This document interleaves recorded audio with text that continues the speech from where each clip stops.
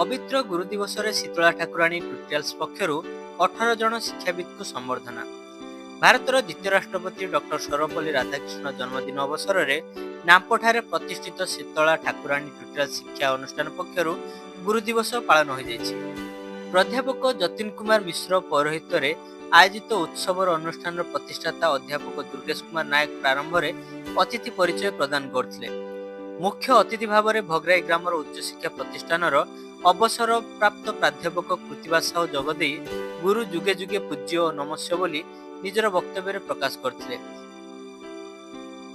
मुख्य वक्ता रूपे दीनकृष्ण महाविद्यालय इतिहास विभाग मुख्य डॉक्टर मानस कुमार दास, सम्मानित अतिथि रूपे अनुष्ठान उपदेष्टा सुकुमार राणा, आरती दास, सुनील कुमार नायक, सुषमा राणी भूया, प्रफुल्ल कुमार गिरी, कालीचरण दास प्रमुख जगदेव वक्तव्य प्रदान करथिले।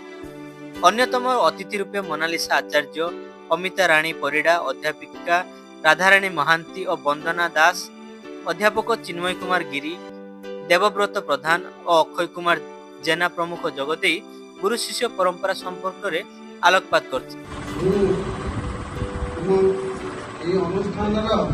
प्रतिष्ठाता एवं समस्त कर्मकर्ता एवं तुम मान विशेषकर मो अंतर हार्दिक कृतज्ञता। निजर बहुमूल्य समय बाहर कर आज बहुत बड़ बड़ गुरुजन मैंने उपस्थित रही। यही अवसर में अनुष्ठान प्रतिष्ठाता अध्यापक दुर्गेश कुमार नायक और नारायण चंद्र परिडा, समाजसेवी समीर कुमार परिडा प्रमुख समस्त 18 जन शिक्षाविद अध्यापक अध्यापिका मानक संबर्धना उत्तरीय और उपहार प्रदान कर संबर्धित करथिले। शेष में छात्र छात्री मानक द्वारा सांस्कृतिक कार्यक्रम परिवेषण कराଯାଇଥିଲା।